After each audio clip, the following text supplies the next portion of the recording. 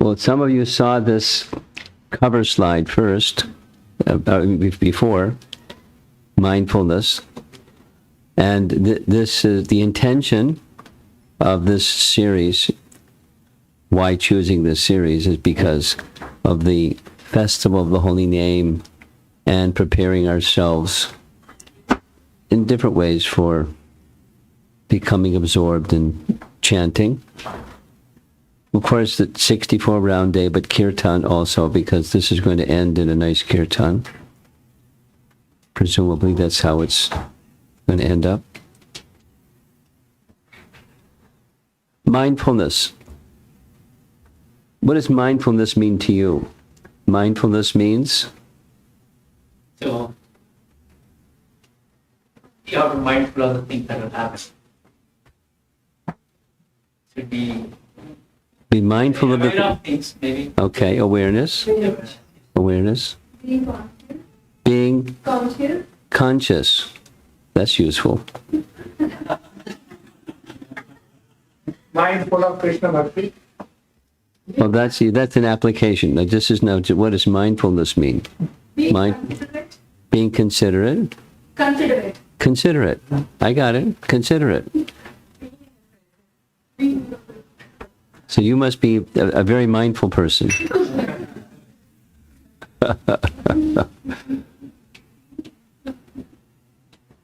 Being in the present. Huh? Being in the present. Being in the present. Yes, we discussed this. You can't sit right there because people then can't get through the door. You can't sit right there. You got to come around. You can't, nice try, but you can't sit there. Keep coming, keep coming, keep coming, keep coming. There we go. Okay.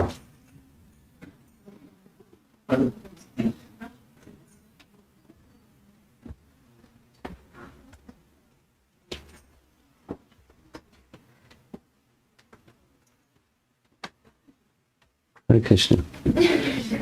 You don't mind an invasion in your home like this. It's okay. It's about Krishna. That's about Krishna. It's definitely about Krishna. Do you know what the Avanti Brahman story is? You've heard of it? Okay, we're going to hear about it. You know who Uddhava is, right? Uddhava. Who's Uddhava? Kind of have an idea. Okay, let's go there.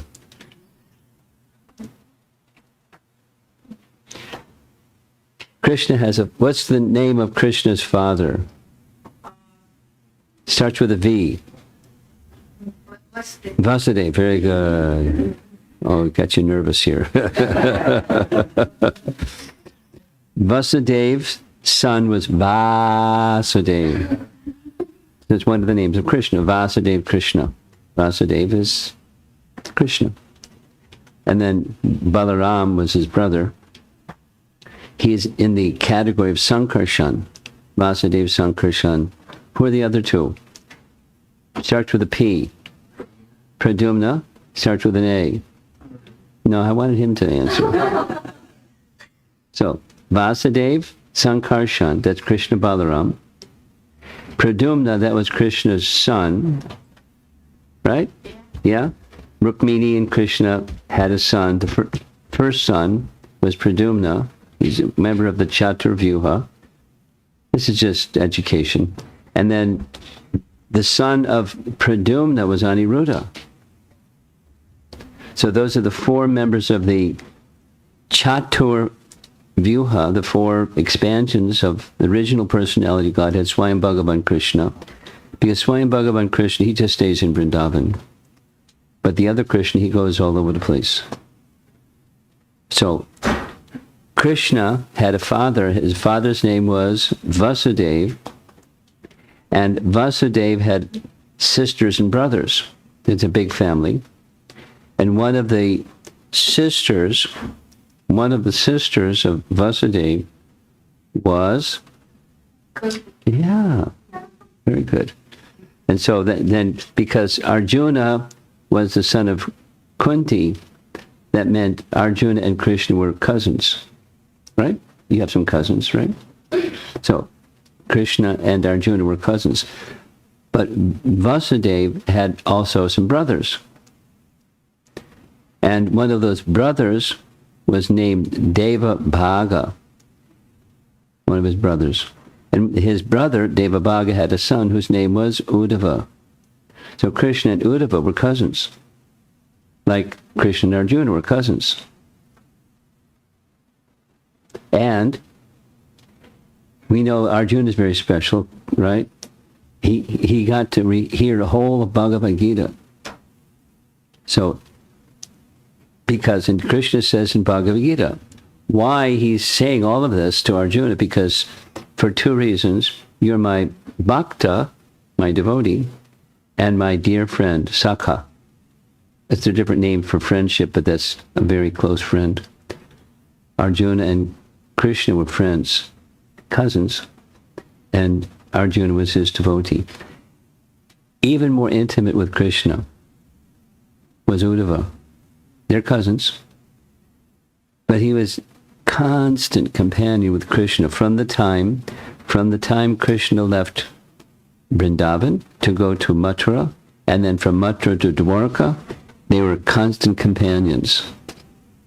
And not only constant companions, but he knew Krishna so well, and he was so wise that Krishna would often ask him advice. What should I do?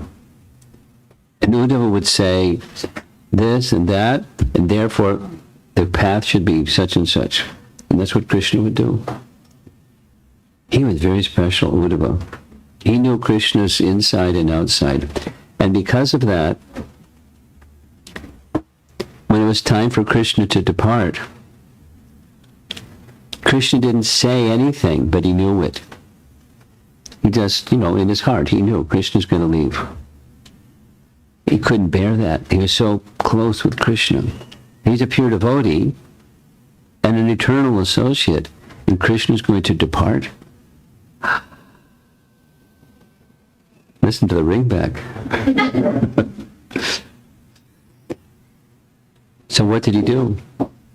He went to Krishna and fell at his feet and started crying. Please don't go, or if you're going to go, take me with you. And, it's very intense emotion. And Krishna spoke to Uddhava in order to pacify his heart. And that section of the Bhagavatam is 11th canto. It's many chapters, not the whole 11th canto, but it's almost as many chapters as Bhagavad Gita, and it's called Uddhava Gita. So Uddhava is so important. It's said in Bhagavad Gita, it's Uddhava Gita. And the Avanti Brahman story is from Uddhava Gita.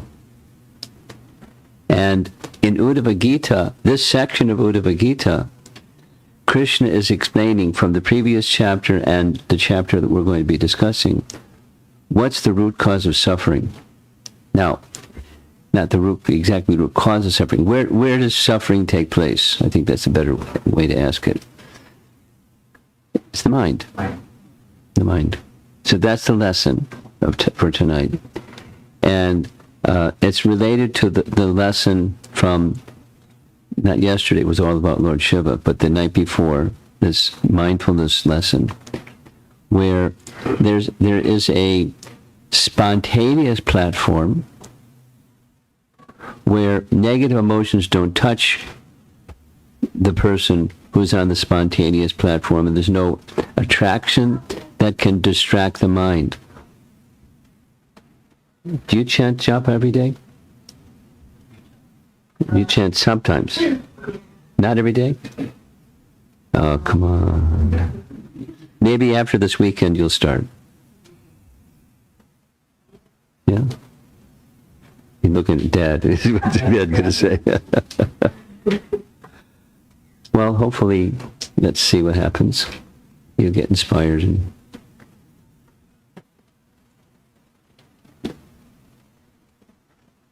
I'm sure your dad will get you some beads if you ask for them. You have beads already? Yeah, okay. Good. Okay. So we heard 2 evenings ago about from Patanjali Yoga Sutras.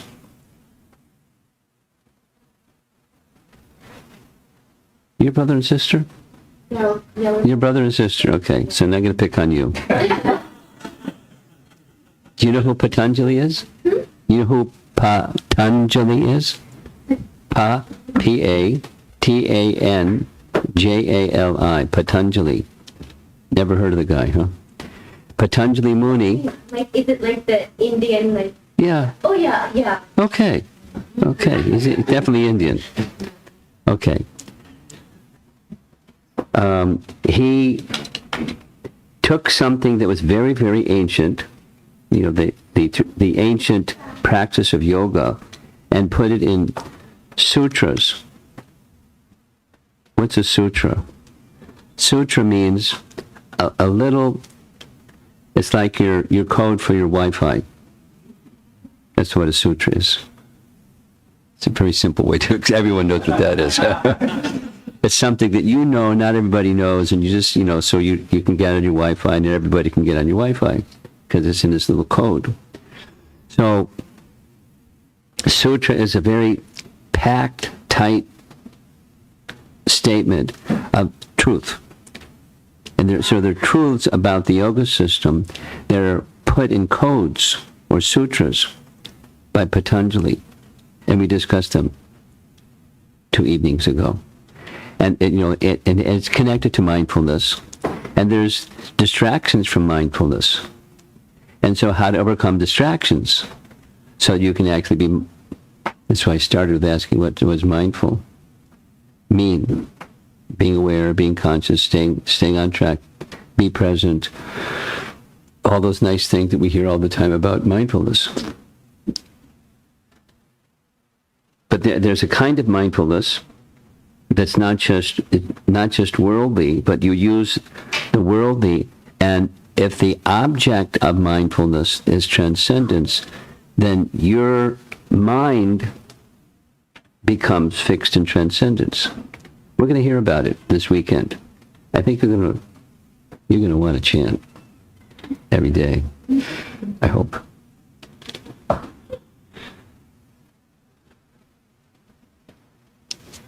So the target of our mindfulness is spiritual sound.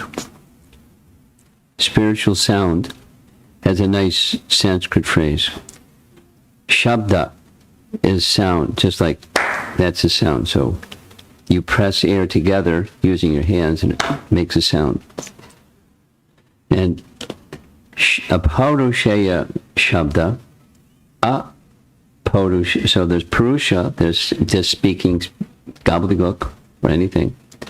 The birds, just this morning it was nice because opened the window, I could hear the birds making the bird sound. That's not apaurushaya shabda, that's nice sound, very pleasing. But apaurushaya shabda is beyond the fallibilities of a human. What's that sound? And that's the Vedas.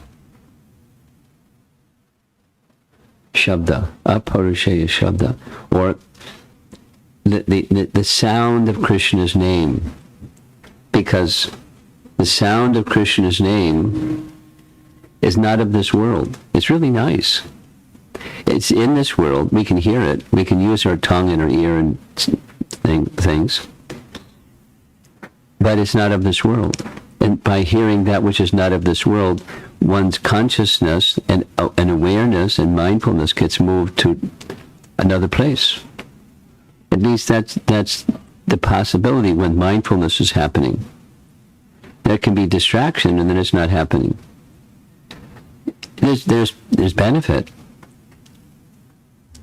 For sure. There's benefit.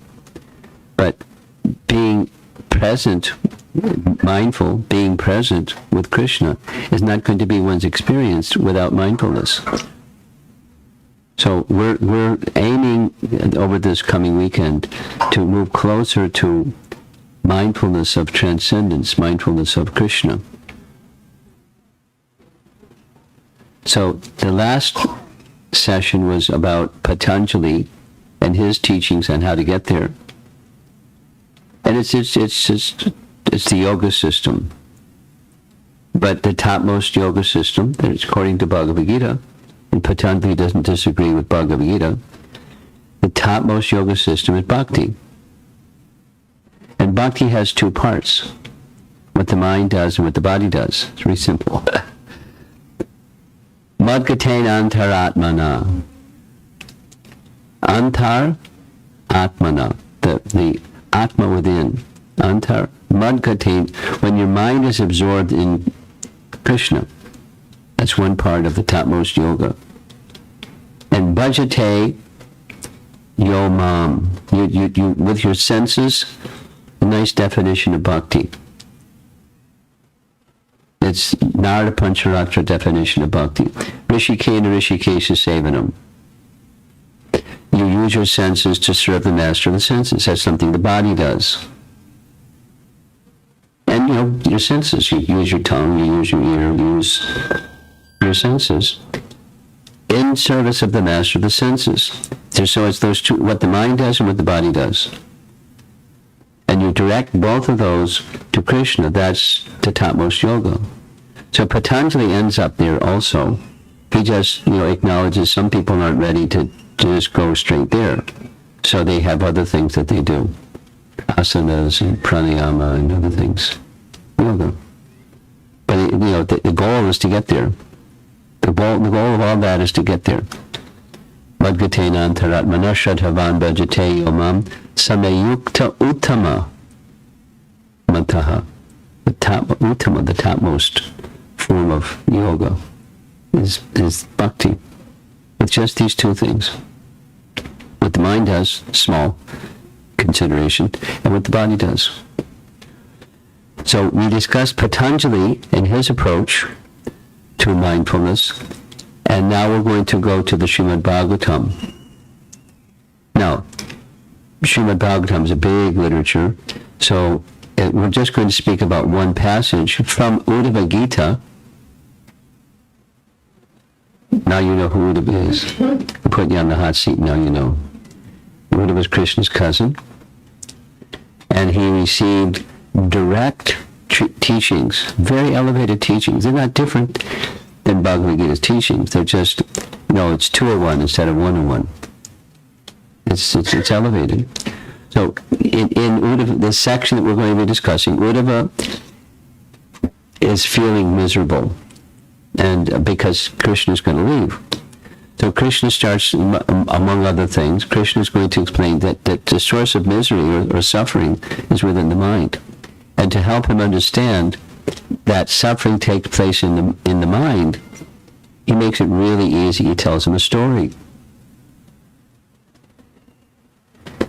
Teachings can be illustrated nicely by stories. That's what the Puranas are. This Bhagavad Purana, stories in relation to Bhagavan. Thus it's Bhagavata in relation to Bhagavan, Bhagavata, Purana, and history.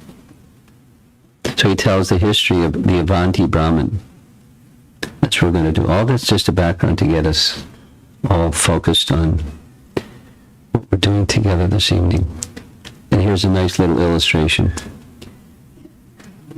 A transformed heart. Mindfulness on steroids.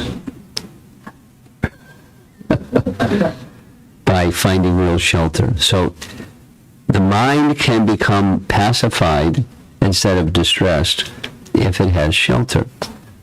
Real shelter. Because there's material shelters and they're flimsy. They can work for some time, and then the expectation is, we just read it this morning, the expectation of happiness turns into something other. Exactly the opposite of one expects. So this is from Srimad Bhagavatam in comparison to Patanjali. And so here's the picture of material enjoyment. There we go. There she is. That's Menaka. Menaka was sent by Indra because Vishwamitra was getting too intense. He thought, uh-oh, Vishwamitra may want to take over my position as king of heaven. I know what I'll do. I'll send a society girl from heaven to seduce him. And it worked. His intense practice to control the mind and not be distracted, got distracted. So, because it wasn't matured yet. And I was in this funny mood the other evening and telling all kinds of stories. But it's certainly possible for any one of us to take a practice that's not devotional and learn more about controlling the mind in a temporary way. The idea of austerities, tapa, is for that purpose. But then there's tapo divyam, austerity that has a transcendental purpose and a transcendental shelter. So Vishwamitra kind of fell for it. Just by brute force and self-control is insufficient. Mindfulness without an invested heart has its limitations. So does this microphone stand.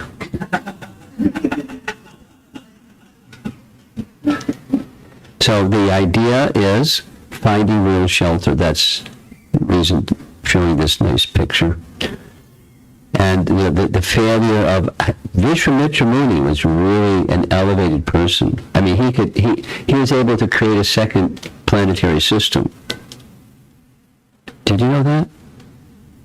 He did it. I asked a devotee astrologer, is there such a thing? And the answer is yes, there is such a thing. He's very powerful. He's not Brahma, but he's very powerful on the strength of his austerities. And it wasn't bhakti, it was just his mystic yoga practice. But, he succumbed to distraction. And we heard last time we were together on this topic, the opposite was true for Haridas Thakur because he had real shelter. It wasn't an apsara from heaven. It was just, nice professional prostitute on earth. But he had Krishna's shelter. So now, is there such a thing as finding shelter in the mind? Well, we can try, but somehow it falls apart after some time. So, how to bring the mind to a place where it's mindful and it stays there? There has to be shelter. We spend some time, we'll spend a little bit more time discussing the function of false ego. The false ego, what does false ego mean? Ego means a conception of self, and false ego is a false conception of self. And the false conception of self is to accept who I am as something who I'm not. And we have a nice word for that. That's called Maya. Maya. But I think, yes, not no, yes. So accepting the body or the mind or the emotions in the mind and the thoughts in the mind and all of those things, that's reality. Just ask me. And my reality may not match your reality, that's okay. My reality is reality. Just ask me. That's what false ego tells us anyways. And then we live our lives accordingly. So the mind has a way of insulating our false ego or protecting the false ego. Even while we're engaged in meditation, which is engaging the mind in something, an object or a thought or a value or something inside or something outside.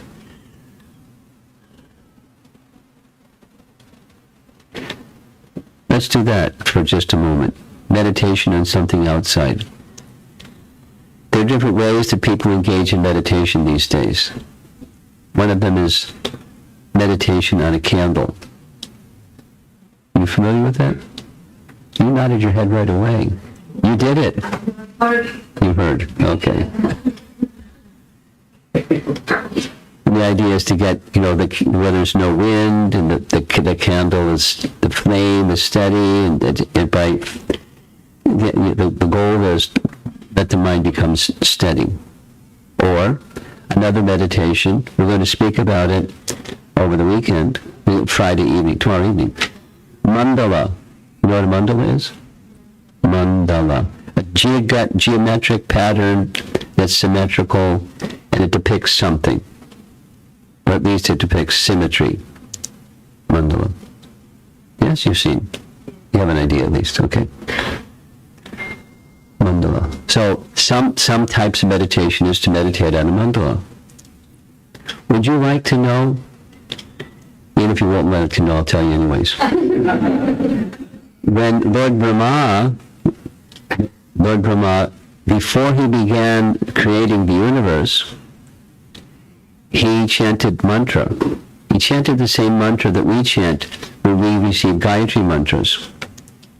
He chanted those same mantras. And he meditated on a mandala, or the word is used in the Brahma Samhita as yantra. Yantra literally means machine. Yantra rudani mayaya. The mind is carried like on a machine, made of the material energy. Yantra is a machine. But a yantra generally it's like a mandala. It's a geometric depiction. In his case, the yantra that he meditated upon, we'll hear about it tomorrow night. We'll show you a picture of the yantra that he meditated on. It's a two-dimensional depiction of the abode of Krishna, because the abode of Krishna is not different than Krishna. The name of Krishna is not different than Krishna. So he's meditating on the names of Krishna and the abode of Krishna, and guess what his realization was? Krishna. And then, as a result, knowledge was imparted into his heart. Not only knowledge of how to build the universe. And imagine going to a university to just sit and do meditation on mantras and yantras, and you get a PhD. That's not how it works these days. It's another kind of sound vibration than Apurusheya Shabda. It's different kind. Purusheya. With fallibility and mistakes and cheating and things that are part of human existence. That's what we get. Anyway. Fixing the mind on something outside is one of the techniques of meditation. The purpose is to bring the mind to a point of stillness. And if the object is something transcendental instead of a candle flame or a spot on the wall or a blank ball, that's what I explained to you. I did that for a while. Zazen. Blank wall. For an hour and a half every morning. Every morning. Anyway, so make the mind blank, or make the mind filled with the object of meditation, where the object of meditation is something transcendental, and most effective of all is sound. Transcendental sound. Even material sound helps, but transcendental sound is transcendental consciousness or mindfulness. So the mind protects the false ego, but if the mind becomes spiritualized, the ego becomes dissolved. Let's do that again. When the mind becomes absorbed, as you can get to the stage of mindfulness of transcendence, instead of the material mind protecting the false ego, then the whole subtle body, it's in Canto 3, Chapter 25. It's Kapila Dev's teachings. The subtle body dissolves. And when the subtle body dissolves, what's left? You. And then, then you have a material mind, material intelligence, and spiritual mind, spiritual intelligence, and spiritual ego. And you. It's just you. Your spiritual form becomes realized. We're going to hear. This is the Acharya is describing where is this train going? Anyways, why take your bead bag and every day, a little bit, every day, chant, and you get absorbed. So the material mind is something that protects our false ego, and one thinks pretty good about oneself. But there's no peace for such a person who sees himself at the center, because that's what false ego does. And that means you lose track of other people's existence and their true identity, and what to speak of the Supreme Person. So this is the Avanti Brahman story, and it goes like this. This is now Krishna to Uddhava. 11th, I'm going to read a few sections, few verses from this chapter. Chapter 23, Canto 11. And Krishna is telling the story to help Arjuna, to help Uddhava understand the place of suffering is the mind. If the mind becomes spiritualized, there's no suffering anymore. There's still stuff going on that's not necessarily pleasant, but you're not disturbed by it. Dhiras tatra navuyati, the stage where the mind is not disturbed, even when there's cause for disturbance.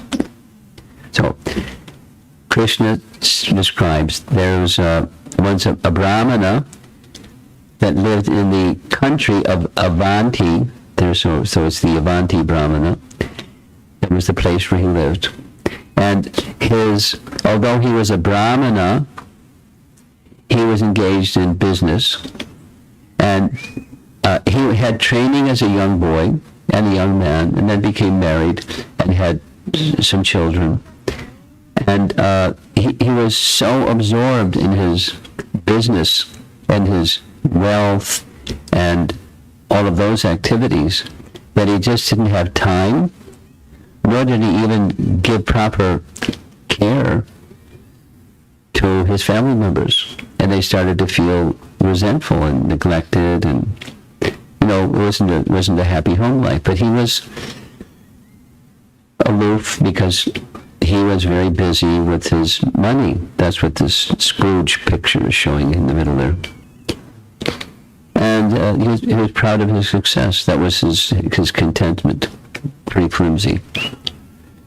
And as fate would have it, because his dharma was being neglected, and his family and duties in family life were being neglected, that gradually, by that debilitation of his karma assets or his punya assets, he started to lose everything.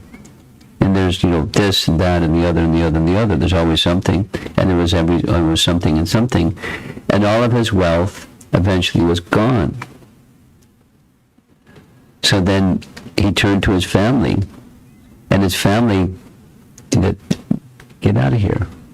You want us because you need us. But where were you when we needed you?" And they chased him out of the home. So he left. And because he had training in childhood, became a little introspective. Brahminical training. So he started thinking a little about what he had lost. Not only his wealth, but when you have something material and you're attached to something and you lose it, you feel something. You feel sad, and the attachment is ripped away from you, the object of attachment. So he felt all those feelings.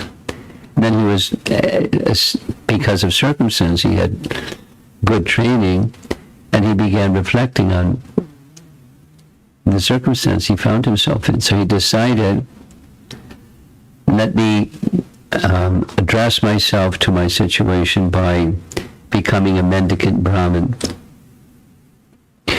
So he accepted the garb of a mendicant Brahmin and began to maintain himself, not his family, because there wasn't anything left to maintain his family. So he had a begging bowl, and which was his water pot, and a cloth, and he went here and there, and people people disrespected him because they thought, you're a cheater. You were so miserly during your life, and now we know you lost everything. We know you're tossed out of the house. So you're just the pretender cheater. Get out of here. They said bad things and did bad things. You know, he had a miserable life. So this is a little depiction showing what happens when you have some wealth and you lose that wealth. So I'm not going to go through all the texts because it's involved.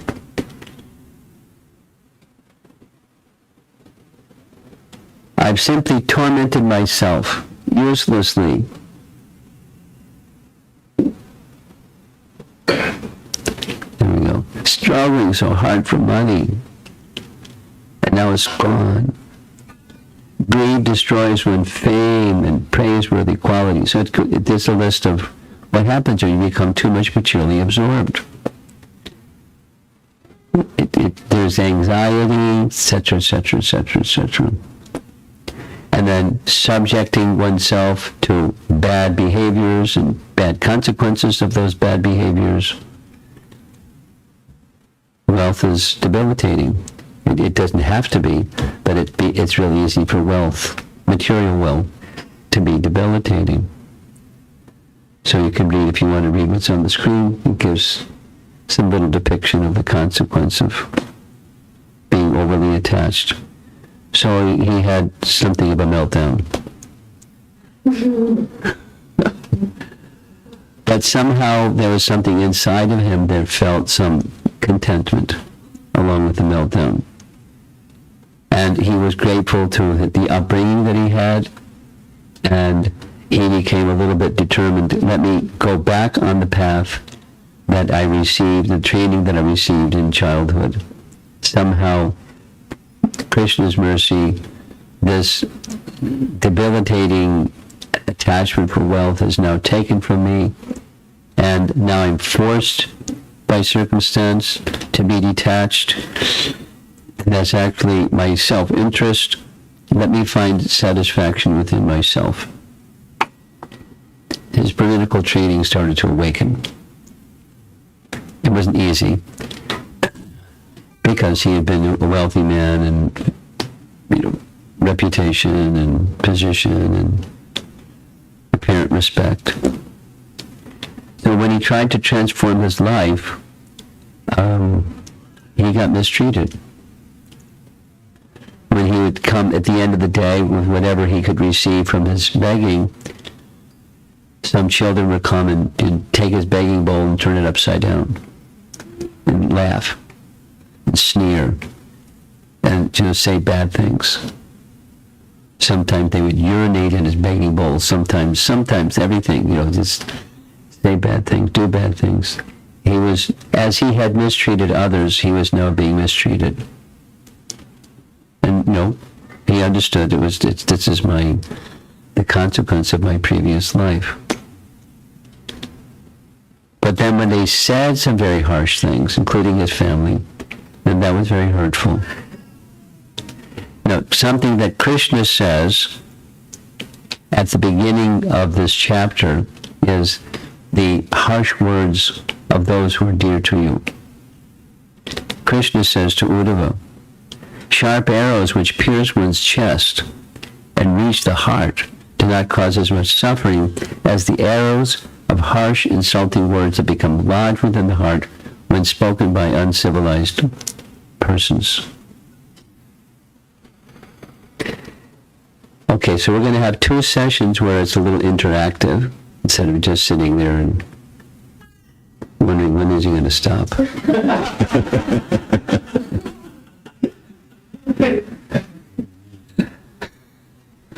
Okay, so this is the find a person or two.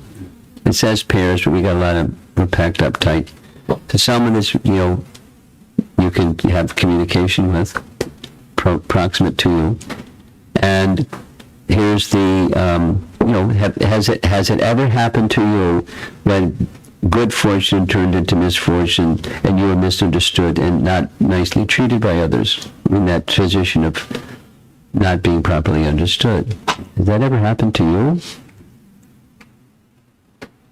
And the second question is, how would your mind want to, maybe you know somebody that happened to and you feel sorry for them or you feel compassion, right? Feeling compassion, right? Yeah, sometimes.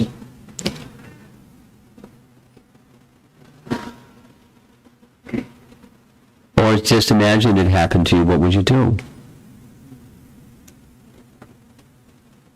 Okay, we're going to spend a little bit of time, maybe 5 minutes. When you're ready, start talking. Find somebody and have a little chat on this topic.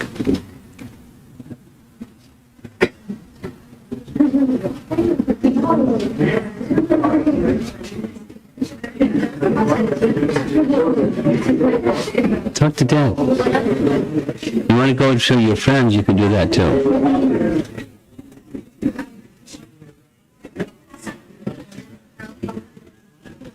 Just turn around. You know, they're inviting you in.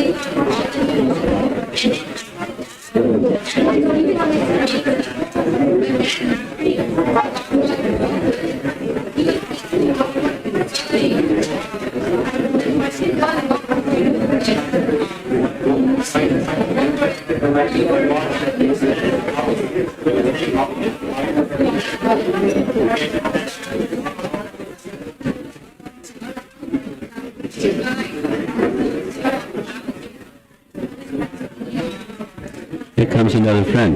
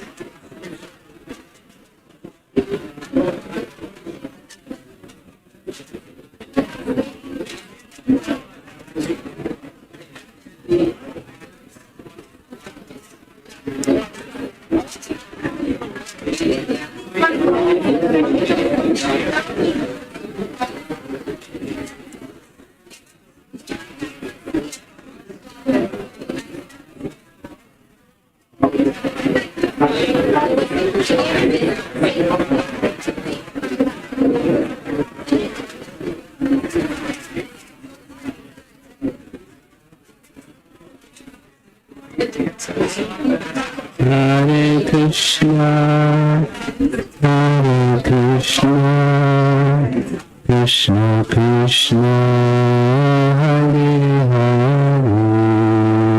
Hare Rama, Hare Rama, Rama Rama, Hare. One more time. Hare Krishna, Hare Krishna, Krishna Krishna, Hare Hare, Hare Rama, Hare Rama, Rama Rama, Hare Hare. Okay. So let's do a refresh on what we're doing here. We're trying to find real shelter as opposed to false shelters. And whatever your discussion was, tendency is tendency. And tendency is our material conditioning, and the tendency is to take shelter of that which is a product of our material conditioning. And the idea with the Avanti Brahman is to switch channels, because he did what he did in the early part of his life. He switched to trying to become more like a Brahmana, but he was in between the two realms and he was being mistreated. And then he had some reflections on what was going on and why it was going on. So when we're undergoing the negative emotions due to XYZ reasons that we've been discussing, how you might respond. So here's a little joke. Lord, please give me patience, because if you give me strength, I'll need bail money too.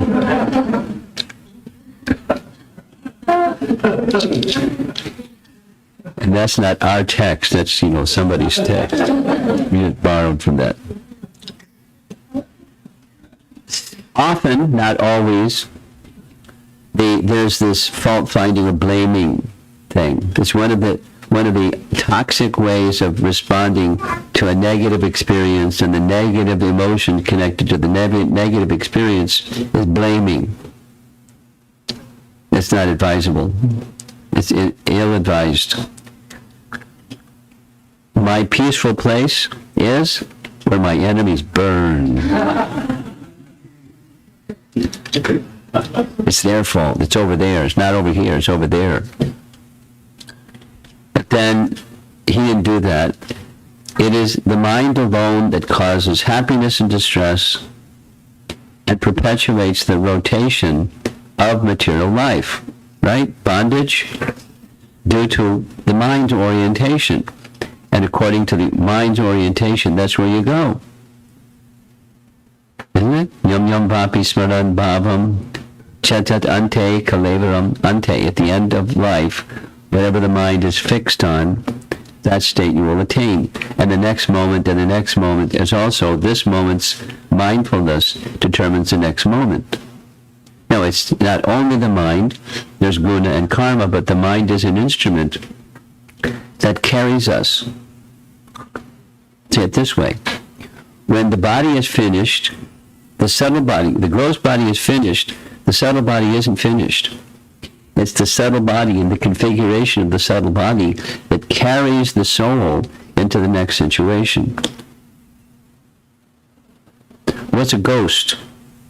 A ghost is when artificially, unnaturally, the duration of life is taken. Supposing somebody commits suicide. Then the gross body is finished, but the subtle body isn't finished. And the desires in the subtle body are still there. And there's this subtle being floating around somewhere.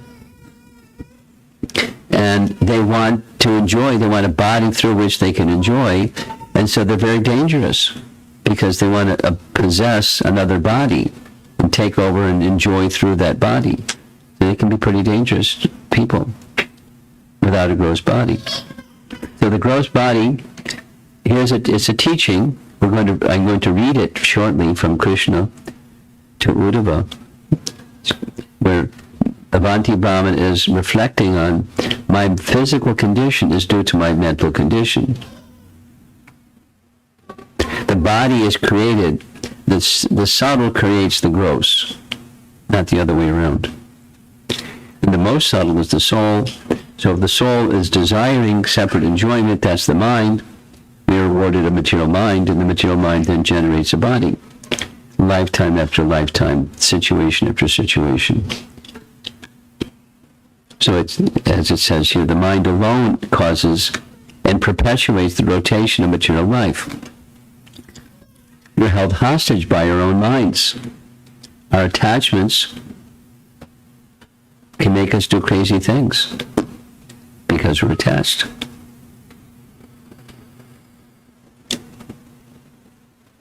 The mind causes our suffering. Other people, and this is almost impossible to accept, are not the cause of our pleasure or grief.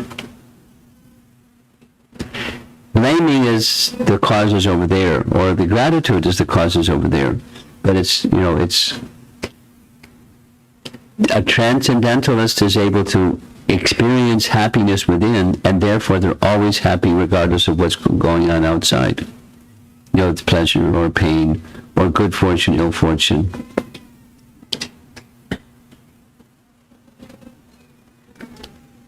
This isn't part of the presentation, but I'm going to share it anyway.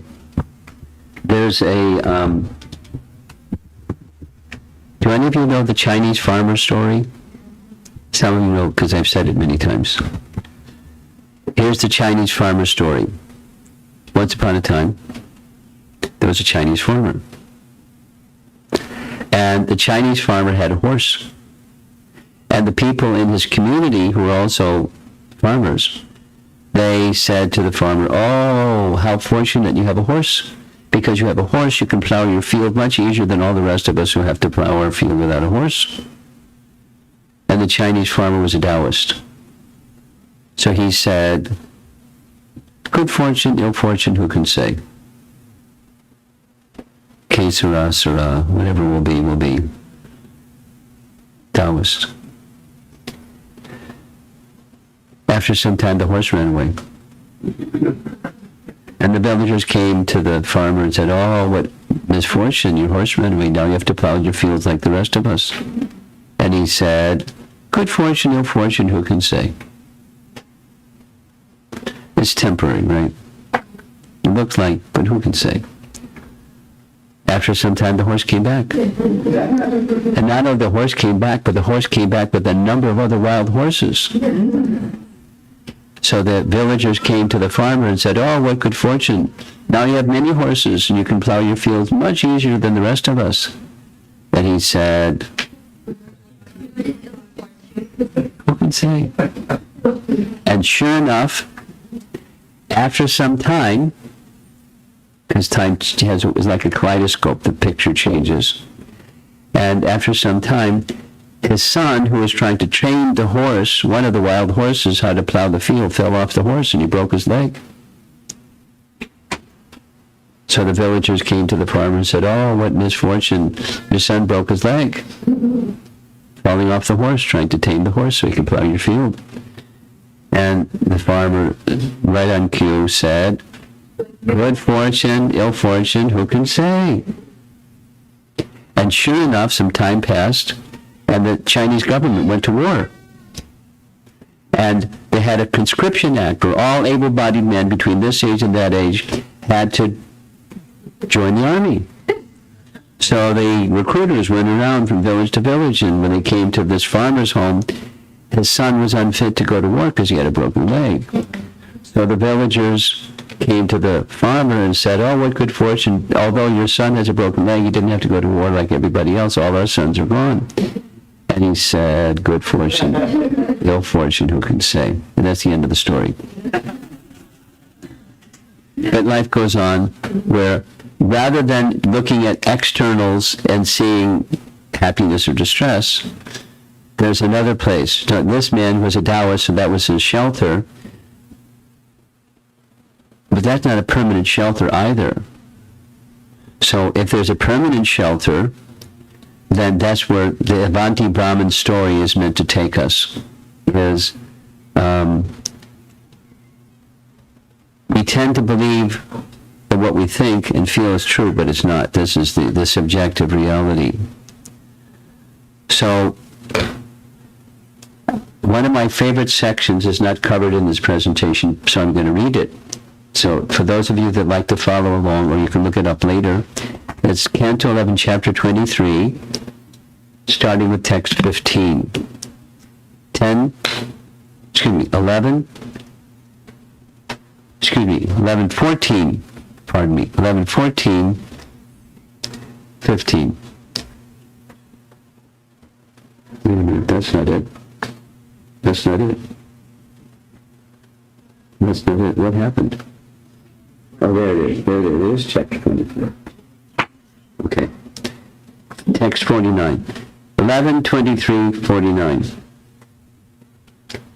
This is a verse where Krishna is saying the body is generated by the mind. But it's not exactly like that, but it is. The body generates. The mind desires, and Prakriti reciprocates with the mind's desire. Krishna's directing Prakriti, and we get a body. Persons who identify with this body, that's called false ego, which is simply the product of the material mind, blinded in their intelligence, thinking in terms of I and mine. Because of their illusion, this is I, but that is someone else. So divisions, we talked about that this morning. They wander in endless darkness. That's text 49. Now what he's going to do is he's going to kind of step back and say, where does misery happen? Or what's the cause of the misery? If you say that these people the people that treated him badly and his family members, etc. These people are the cause of my unhappiness and distress. Then where is the place of the soul in such a conception? This happiness and distress pertains not only to the soul, not to the soul, but to the interactions of material bodies. If someone bites his tongue with his own teeth, at whom can he become angry? For his suffering. If you say that the demigods, so it's fated, they're just bringing me misery, who rule the bodily senses cause suffering, still how can such suffering apply to the spirit soul? This acting and being acted upon are merely interactions of the changeable senses and their presiding deities. When one limb of the body attacks another, with whom can the person in that body be angry? So he's ruling out, it's not the demigods causing my suffering. It's not these people causing my suffering. I'm not blaming them. What's left? If the soul himself were the cause of happiness and distress, then we could not blame others, since happiness and distress would be simply the nature of the soul. According to this theory, nothing except the soul actually exists, and if we were to perceive something besides the soul, that would be illusion. Therefore, since happiness and distress do not actually exist in this concept, why become angry at oneself or others? That was pretty interesting. And there's another possibility. And if we examine the hypothesis that the planets, it's in the stars, it's just fate, it's just destiny, that's the cause, are the immediate cause of suffering and happiness, then also, where is the relationship with the soul, who is eternal? After all, the effect of the planets applies only to things that have taken birth. Expert astrologers have, moreover, explained how the planets are only causing pain to each other. Therefore, since a living entity is distinct from these planets and from the material body, again, against whom should he vent his anger? Okay, maybe it's my karma. If we assume that fruitive work is the cause of happiness and distress, we are still not dealing with the soul. The idea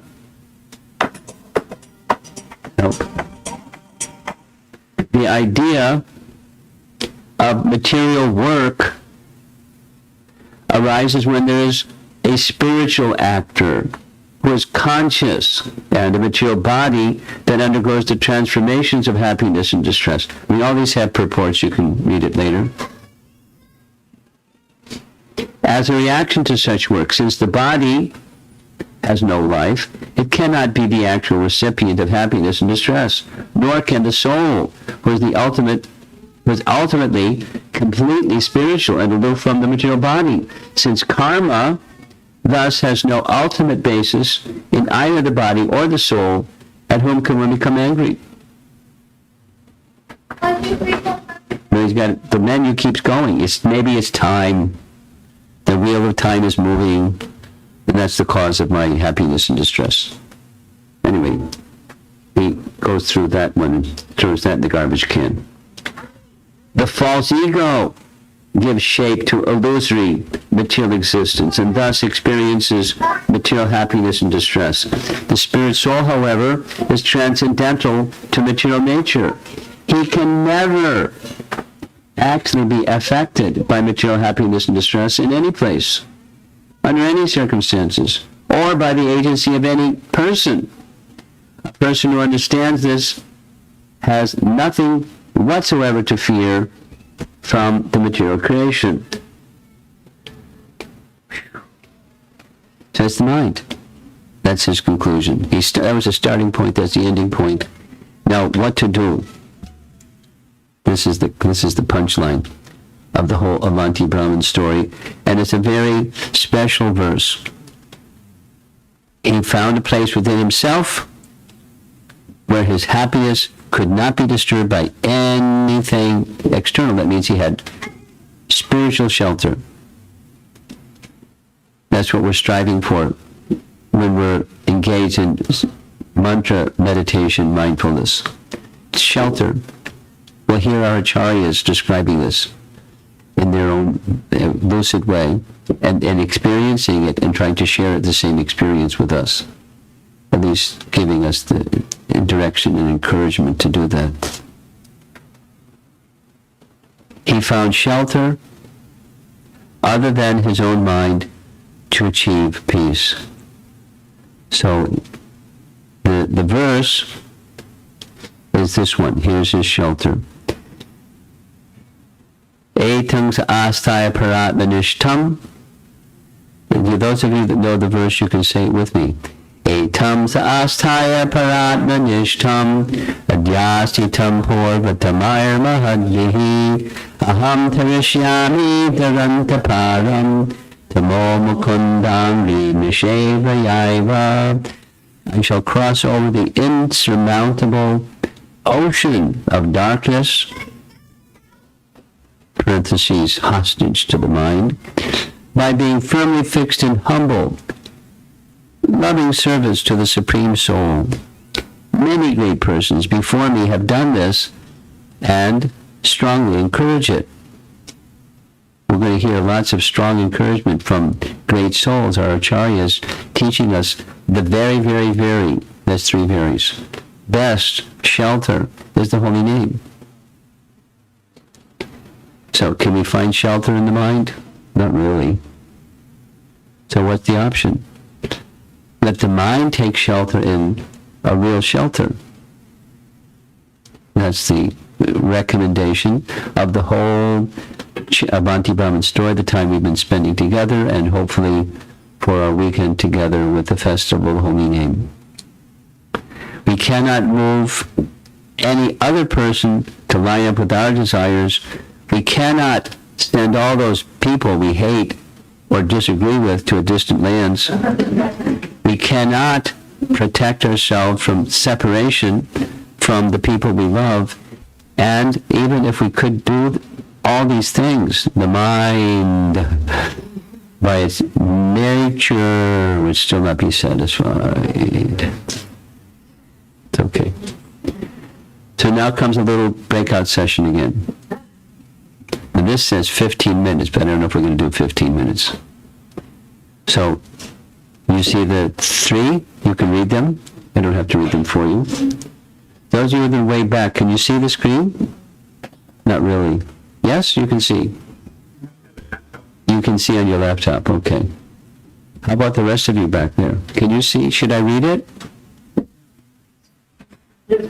Yes, Maharaj, okay. Three discussion topics. What are your reflections from this section of our workshop? What has shelter been for you? How has it served you? Is it money, family, career, success, partners, good looks? Lots of good-looking devotees here. Education.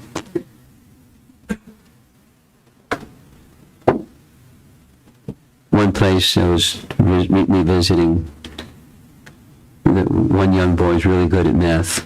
But he knew that wasn't his shelter, unfortunately. Some people think that's their shelter.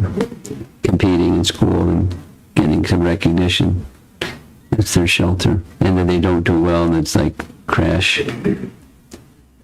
How can you access real shelter moment to moment? That's a good question. Okay, discussion groups, go for it. A few minutes, 5 to 10 minutes.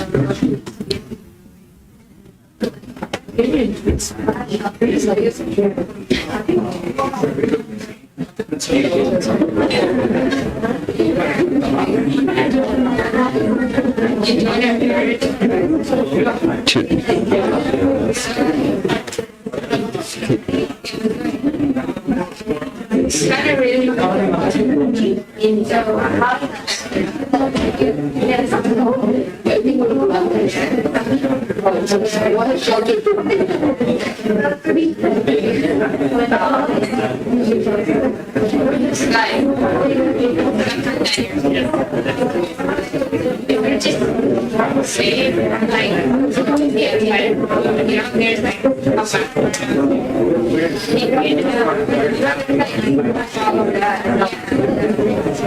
so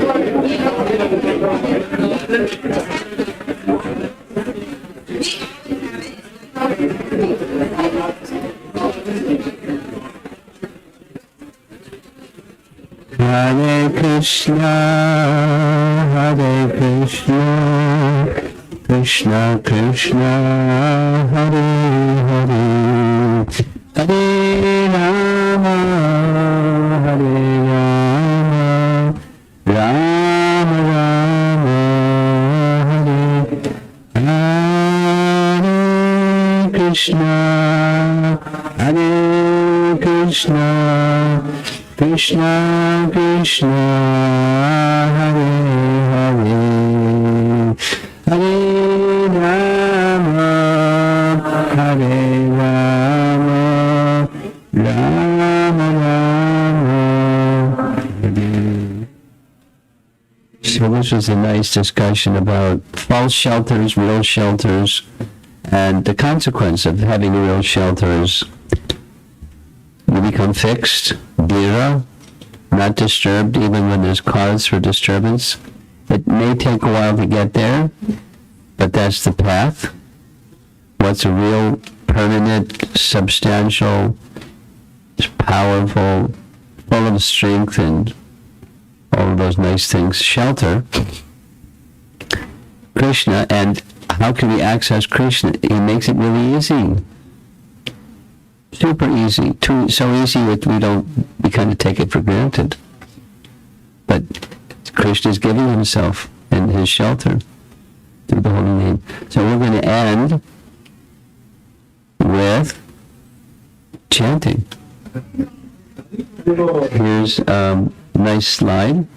Here's devotees having a nice time singing and chanting. This is the time-tested practice to find real shelter. So we drafted a volunteer. So you can come forward and begin. Where's our superlative Mridanga team? Come on forward. And somebody has some karsals too, I bet. You have, okay, great.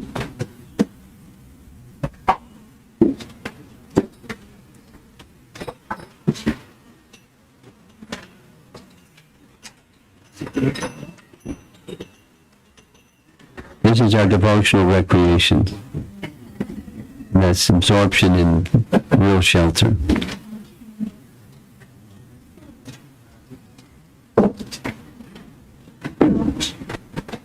What would you like?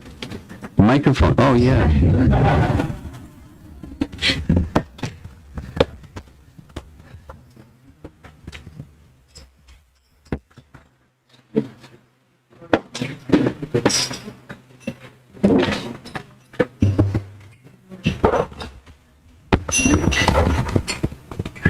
Hare Krishna.